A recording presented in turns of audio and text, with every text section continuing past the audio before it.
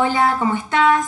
Buenos días, buenas tardes o buenas noches, depende del momento en que elijas compartir esta charla. Estamos hablando de fascies, pero ya llegando casi al final de este extenso capítulo, nos encontramos con una fascie particular, muy especial, que son aquellos pacientes que tienen asimetrías, algunos bien notorias, otros discretas, pero asimetrías al fin. ¿Cuál es la causa sistémica que puede generar una fascie asimétrica? La lesión del séptimo par o par facial. Antes de empezar a hablar de la fascia asimétrica en sí, vamos a hacer un breve repaso en cuanto a su anatomía y su fisiología. Este par craneal, sabemos, se origina en la protuberancia a través de varios núcleos que pueden ser, como ves en la diapositiva, motores, con núcleos que van a producir fibras parasimpáticas, otros núcleos que tienen funciones sensitivas, que están ubicados fundamentalmente entonces a nivel de la protuberancia. Desde allí, desde la protuberancia, van a ir descendiendo, van a tener una emergencia a nivel del surco bulbo-protuberancial y van a ir descendiendo. ¿Qué es lo interesante de este par craneal? Que desde sus primeras neuronas de origen, aquí arriba, hasta los núcleos que se encuentran a nivel de la protuberancia, la vía piramidal, que seguramente recordás por anatomía, va a ir descendiendo en forma progresiva. Pero a medida que desciende de cada hemisferio cerebral, va a ir dando ramas al otro lado. Esto en la práctica, ¿por qué nos interesa?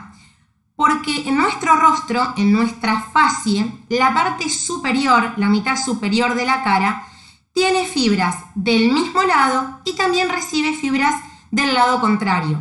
Podríamos decir que en la parte superior de nuestro rostro está más asegurada la motilidad que en la parte inferior. Entonces, a primer punto de resumen, decimos para pasar en limpio que las fibras destinadas a la mitad superior de la cara reciben inervación homolateral del mismo lado, pero también contralateral. Vamos a ver que esto después tiene una traducción clínica. Volvemos a la anatomía que estábamos mencionando. A través de varios pares craneales que están a nivel de la protuberancia, este nervio va a hacer un largo recorrido para finalizar en la parótida, que obviamente es un reparo anatómico clave para el trabajo del odontólogo. Y nuevamente nos recuerda esta diapo que las fibras destinadas al facial superior van a venir del haz piramidal directo y también del cruzado. Una vez que este par craneal, que tiene un recorrido bastante extenso por dentro del cráneo, nada más a modo de recuerdo, toma contacto con el conducto auditivo interno, también el acueducto de Falopio, tiene una salida por un foramen importante como es el agujero estilomastoideo y finalmente lo que estaba mencionando en la diapo anterior llega a la glándula parótida. Y ahí en la parótida va a dar dos ramas, una llamada facial superior y otra inferior, aunque seguramente también podés conocerla con otro nombre, no importa, estamos hablando de lo mismo. Para finalizar con las ramas temporales que recordamos acá están marcadas en la diapositiva. ¿Qué función termina cumpliendo el facial? Tiene funciones motoras que van a estar destinadas a la gran mayoría de los músculos de la cara. También va a inervar el músculo cutáneo del cuello, algunos músculos a nivel del oído, pero sobre todo es el músculo de la mímica, de la expresión, aquel músculo que nos permite realizar gestos habitualmente en forma normal. También tiene una función sensorial y sensitiva. Es el encargado de recoger la sensibilidad del conducto auditivo externo, del dorso de la oreja, un área que se conoce como el área o la zona de Ramsay-Hunt, que para hacerlo fácil recoge la sensibilidad de todo lo que no hace el trigémino. El trigémino es el gran par sensitivo del rostro, la zona que no se encarga el trigémino se encarga el facial.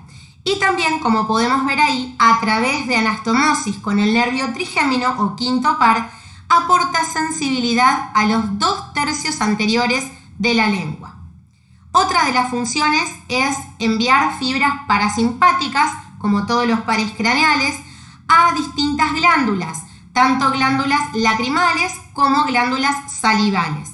Como podemos ver allí, va a favorecer, va a estimular no solamente la secreción, sino también la producción de síntesis de esas glándulas, destinadas, por ejemplo, a glándulas submaxilares, sublinguales y también a nivel del paladar e incluso a nivel de la mucosa nasal. Acá tenemos un esquema que nos recuerda entonces lo que hemos estado viendo esta primera parte. De la corteza cerebral, tanto del hemisferio cerebral derecho como del izquierdo, vamos a tener ramas destinadas a los núcleos del facial de un lado y también del lado contrario. A este trayecto se lo conoce con el nombre de supranuclear, porque está por encima de los núcleos del facial. Una vez que salen distintos núcleos, van a tener un recorrido bien extenso, como mencionaba, hasta músculos del oído. Lo más importante son los músculos de la facie, de la cara, de la mímica, y también van a ir ramas parasimpáticas para distintas glándulas salivales y lagrimales. Este es otro esquema que muestra exactamente lo mismo. Te dejo ambos para que elijas con cuál te sentís más a gusto para repasar este par craneal. ¿Cómo se explora el facial? Esto es para que consideres que la exploración del facial se puede realizar en el mismo consultorio, mirando y a lo sumo aplicando alguna palpación sobre la cara. ¿Qué vamos a inspeccionar? ¿Qué vamos a mirar? Cuando la persona nos saluda, apenas tomamos el primer contacto visual, nos va a informar el estado de la facie, si es simétrica, si tiene, como podemos ver en esta diapo, en esta imagen, asimetrías, desviaciones, que ambos lados, derecho e izquierdo, no son simétricos. Sabemos que los seres humanos no somos exactamente iguales en la mitad derecha e izquierda de la cara, pero en estos casos la asimetría es evidente y varía, ya no es una variación de la normalidad, sino es considerada patológica. Vamos a mirar cómo están los pliegues, las arrugas de la frente, vamos a evaluar las arrugas a los lados de los ojos. Esto lo podemos hacer simplemente mirando un pantallazo general al rostro de la persona que tenemos enfrente. También podemos pedirle al individuo que haga movimientos muy sencillos que nos permita valorar la rama superior y la rama inferior del facial o temporofacial, cervicofacial, depende del nombre con la que lo hayas estudiado. ¿Cómo vamos a valorar esto? Mirando los gestos de la persona. Es raro que como odontólogo le pidas que haga algún tipo de gesto, sobre todo en la mitad superior, pero en el caso de dudas se puede pedir que levante las cejas, que guiñe un ojo, tratar de abrirle los ojos, pedirle que sonría, que nos muestre los dientes, que saque la lengua y así vamos a poder valorar el facial. Esto es muy fácil y se puede hacer rápidamente en cualquier consultorio. Acá tenemos un video que nos muestra lo que venimos hablando. Son todos gestos sencillos que nos hablan de que los músculos de la cara, los músculos de la mímica están sanos y hay una buena motilidad. También nos podemos encontrar que el facial, al igual que el trigémino, se pueden valorar a través de ciertos reflejos. Nosotros no vamos a estar con un martillito en nuestro consultorio, pero los neurólogos sí. Podés reconocer que a tu paciente se le puede llegar a pedir que consulte a un neurólogo si se sospecha que tiene una lesión del facial o viceversa, que el neurólogo lo derive para descartar alguna lesión de origen odontológico.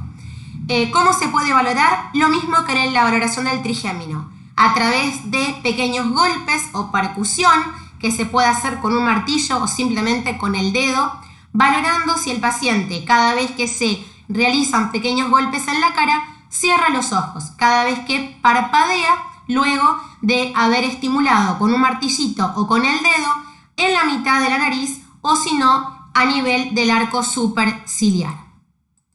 Otra forma de valorar que esto queda reservado para el neurólogo o el oftalmólogo, solamente te lo menciono, es tratar de tocar, es bastante cruento, con un algodón la córnea o la conjuntiva de la persona. La respuesta normal va a ser el parpadeo e incluso puede aumentar la producción de lágrimas. En este caso, la sensibilidad gustativa es a través de hisopos embebidos en líquidos que tienen salado, ácido, dulce, amargo, y tocar distintos lugares, distintas regiones de la lengua, valorando la sensibilidad gustativa.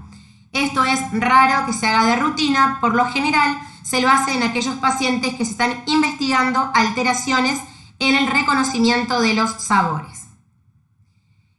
¿Qué alteración es la que nos interesa a nosotros en semio? La más importante de las enfermedades, las patologías del facial, es su parálisis. Decimos que son un grupo de trastornos, sobre todo dos. La forma de clasificar estos trastornos es a través de la parálisis facial central o periférica. ¿Y qué es la parálisis facial? Es una lesión del nervio facial en algún punto, ya sea a nivel de los núcleos de la protuberancia, por encima o por debajo de estos núcleos, y el facial deja de ejercer sus funciones motoras, sensitivas, sensoriales y parasimpáticas. Se diferencia en dos grandes tipos. Se clasifica la parálisis facial en central y en periférica. ¿Cuándo hablamos de parálisis facial central? Cuando se lesionan los núcleos de la protuberancia o por encima de los mismos. Por eso, en mucha literatura vas a encontrar que a la parálisis facial central se la conoce como parálisis supranuclear, porque es de los núcleos protuberanciales hacia la corteza cerebral. ¿Qué vamos a encontrar en estos pacientes? Una clara diferencia. Cuando estemos frente a un individuo con parálisis facial central, o sea, hay un daño a nivel de la corteza, vas a notar que la parte afectada es la parte inferior. ¿Por qué? Porque recordá que venimos diciendo hace rato que la mitad superior de la cara tiene inervación doble, directa y cruzada. Entonces, las lesiones que aparecen supranucleares van a afectar solo la mitad inferior de la cara y siempre van a ser contrarias a la zona afectada. Ahora lo vamos a volver a explicar.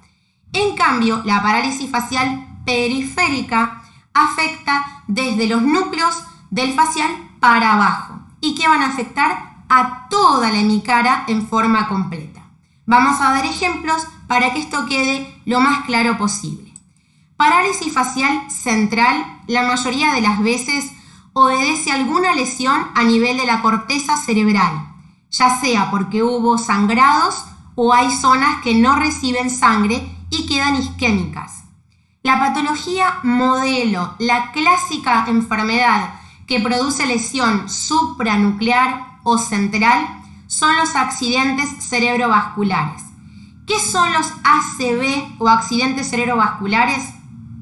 Son trastornos, el nombre lo dice, de la vasculatura cerebral que hacen que una zona del cerebro o no recibe sangre o evidencia un sangrado. La sangre se escapa de los vasos y cae al parénquima cerebral.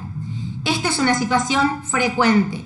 Te vas a encontrar con pacientes que han tenido en algún momento un accidente cerebrovascular, que se recuperaron, se pueden recuperar en forma completa, sin ninguna secuela, o muchos quedan con algún tipo de dificultad. Es una de las principales causas de muerte a nivel mundial y una de las principales causas de discapacidad. Los pacientes quedan secuelados. Algunos tienen dificultades en el habla, otros en su movilidad, y vos los vas a recibir en tu consultorio.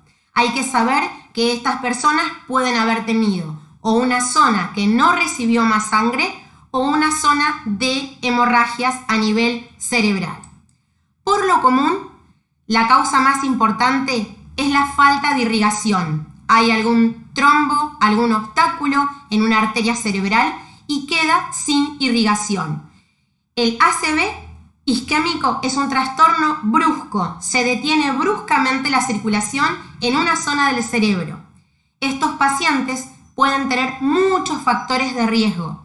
Solo voy a nombrar los más importantes. Es riesgoso, es un factor de riesgo predisponente para la parálisis facial central, el hecho de tener presión alta, el antecedente de ser un fumador o haber sido un fumador de importancia, tener diabetes, el hecho de consumir determinadas drogas como puede ser cocaína y también las alteraciones en los lípidos en la sangre. Hay una gran cantidad de factores además de estos que estoy nombrando. Solo menciono algunos de los más frecuentes. Entonces hay una zona del cerebro que queda sin una buena perfusión cerebral. Esa zona queda isquémica y obviamente esas neuronas sufren la falta de oxígeno y de glucosa. La otra posibilidad también es que estos pacientes, después que se recuperan de esta lesión cerebral, tomen una gran cantidad de fármacos, que lo que intentan es hacer que este coágulo no vuelva a formarse. Entonces reciben fármacos anticoagulantes. Va a ser importante que cuando vos estés trabajando con un paciente que está tomando esta medicación, primero identifiques toda la medicación que toma la persona y después trabajes en forma conjunta con el neurólogo o el cardiólogo o el médico clínico de este paciente para saber cómo impacta esa medicación en tu trabajo odontológico. También podemos tener pacientes mucho menos frecuentes que tengan sangrados, que hayan sangrado por alguna lesión en un vaso y tengan lo que se conocen como ACV hemorrágicos.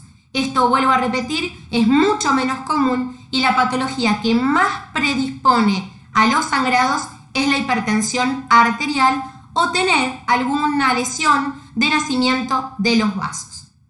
¿Cómo nos vamos a encontrar entonces a un individuo con una parálisis facial central? Lo primero que vamos a recordar es que aquí puede haber habido una isquemia o un sangrado que afecta a la corteza cerebral, el ACV o los ACV, y que estos pacientes van a tener afectados solamente la mitad inferior de la cara. ¿Por qué? Porque la mitad superior también recibió información del lado sano.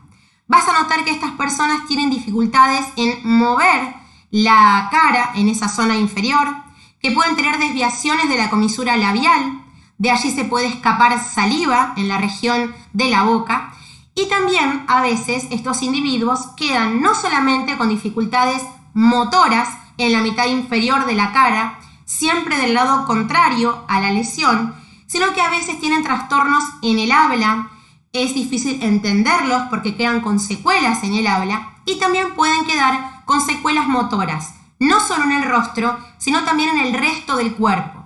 Esto va a generar que a veces cuando estamos trabajando con ellos sea difícil que mantengan la boca correctamente abierta, se les puede desviar la comisura labial y también cuando los veas caminar a estos pacientes, vuelvo a repetir, no todos quedan con secuelas, vas a ver que tiene una forma de caminar, de trasladarse muy característica. Esto nos obliga a adaptar nuestro consultorio, los tiempos que estamos con el paciente, la forma en que lo vamos a ayudar a asistir a la persona, porque a veces las dificultades motoras son importantes. Son secuelas de los accidentes cerebrovasculares, patología muy común a nivel mundial.